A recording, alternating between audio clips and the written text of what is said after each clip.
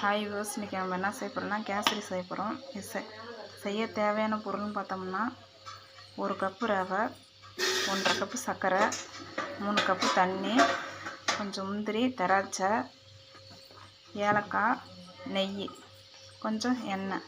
இதுதாங்க செய்ய தேவையான பொருள். வாங்க எப்படி செய்யலாம்னு பார்க்கலாம்.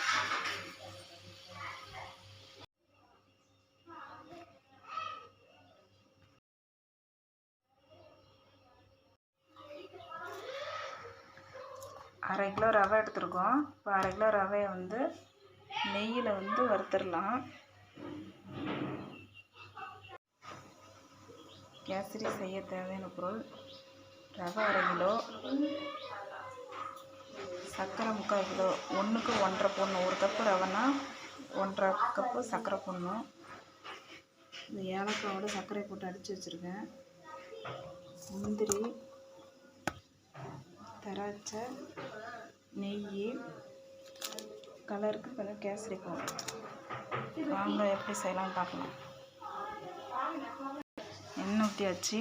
இப்போ முந்திரி திராட்சையும் போட்டு வறுத்துக்கலாம். முந்திரி திராட்சை வறுத்து தண்ணி ஊற்றுறோம்.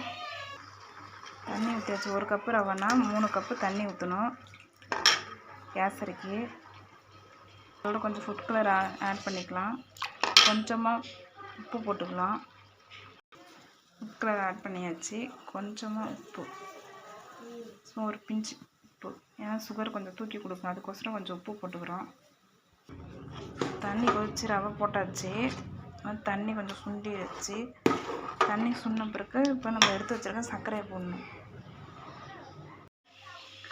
எதிர்பார்த்த கேசரி ரெடி ஆயிடுச்சுங்க. இதுதான் 1 கப்பு ரவைனா 1½ கப்பு சர்க்கரை, தண்ணி 1 கப்பு ரவைக்கு 3 கப்பு தண்ணி. வாங்க டேஸ்ட் பண்ணி பார்க்கலாம். டேஸ்ட் பண்ணி பார்த்தா ரொம்ப டேஸ்ட்டாக இருக்குது. இந்த மாதிரி உங்கள்கிட்டையும் செஞ்சு பாருங்கள்.